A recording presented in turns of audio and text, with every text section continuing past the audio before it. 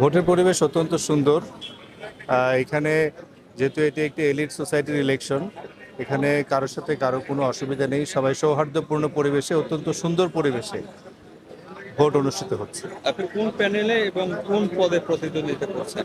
আমি ডাক্তার শহীদ ডাক্তার জাহাঙ্গীর প্যানেলের একজন ইসি মেম্বার হিসেবে প্রতিদ্বন্দ্বিতা করছি।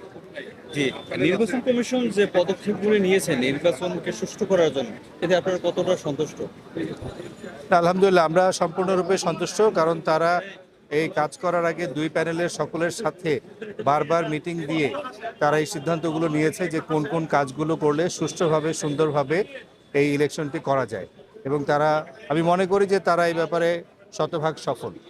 যে ভোটাররা কেন আপনাদের প্যানেলকে নির্বাচিত করবে?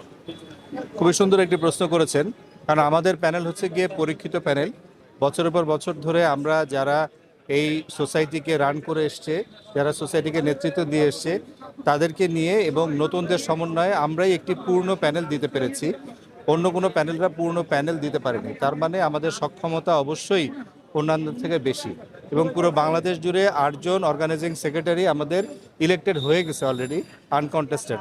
কাজে আমরা মনে করি যে নবীন এবং প্রবীণের সমন্বয়ে আমাদের প্যানেলটি একটি দক্ষ এবং বেগবান প্যানেল, যা আমাদের সোসাইটিকে সামনের দিকে অনেক দূর এগিয়ে নিয়ে যেতে পারবে। কি ভোটারদের উদ্দেশ্যে কিছু বলার আছে কিনা? অবশ্যই আমাদের সম্মানিত ভোটারদের উদ্দেশ্যে আমাদের কথা, আপনারা আসুন, আপনারা দেখুন, আপনারা যাচাই করুন, যোগ্য যে তাকেই ভোট দিন, এবং আমাদেরকে সহযোগিতা করুন আমাদের এই সোসাইটিকে এগিয়ে নিয়ে যাবার জন্য, আপনাদের পাশে থাকবার জন্য। আপনাদের জন্য আমরা অত্যন্ত সুন্দর একটি পরিবেশ তৈরি করে রেখেছি। আপনারা আসুন, ভোট দিয়ে যান এবং আমাদের জন্য দোয়া করুন।